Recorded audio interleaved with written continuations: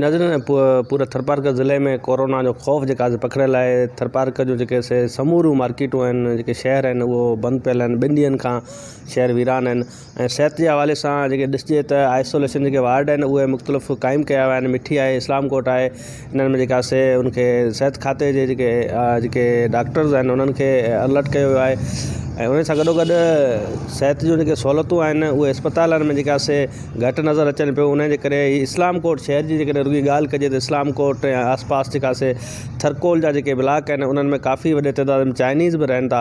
उन जे करे इस्लाम कोट शहर में सिर्फ़ु जेका आइसोलेशन जेको वार्ड आहे हिकिड़ो जेको क़ाइमु थियल आहे अस्पताल में। उन खां सवाइ जेका थर लाजिज़ आहे ऐं इंडस जेका अस्पताल आहे उन में बि आइसोलेशन वार्ड क़ाइमु करण जो जेको फ़ैसिलो त कयो वियो, पर उते अञा ताईं आइसोलेशन वार्ड अञा क़ाइमु न आहिनि कया विया। उन जे करे ख़ौफ़ार इहो सूरत हाल आहे त एमरजेंसी बुनियादनि ते जेकॾहिं का अहिड़ो केस ज़ाहिर थी पियो त बि जेका वॾी मुश्किलातुनि खे उहो मुंहुं ॾियणो पवंदो। उन जे करे इंतिज़ामिया खे घुरिजे त फ़ौरन जेके सिलेक्ट कयल हंध आहिनि उते जेका एमरजेंसी जे बुनियादनि ते अमकानी तौरु इन वायरस खे मुंहुं ॾियण जे लाइ उते जेका इहे वार्ड क़ाइमु करण जी ज़रूरत आहे। ऐं इंतिज़ामिया जेके हिते लोकल आहे उहो सिर्फ़ु फ़ोटो सेशन ताईं महदूदु आहे, पर असल जेका सिहत तरफ़ जेको उन्हनि जो ध्यानु हुजणु खपे, सिहत जी सहूलियतुनि तरफ़ जेको ध्यानु हुजणु खपे, उहो हिते नथो नज़र अचे।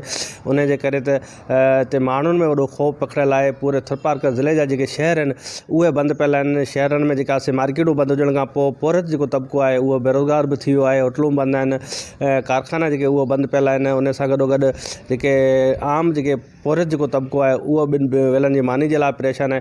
उन खे बि रिलीफ ॾियण जे लाइ अञा ताईं को अहिड़ो बंदोबस्तु न आहे कयो। उन करे जेके काफ़ी अहिड़ा ख़ानदान आहिनि जिन जे घरनि जा जेके चुल्ह आहिनि उहो बि उजामी विया आहिनि। सख़्तु जेका मुश्किलातुनि खे उहे मुंहुं ॾियनि पिया।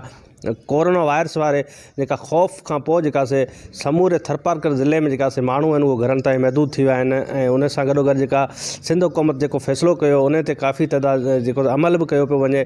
माण्हुनि जी अच वञ शहरनि में जेका उहो घटि नज़र अचे थी।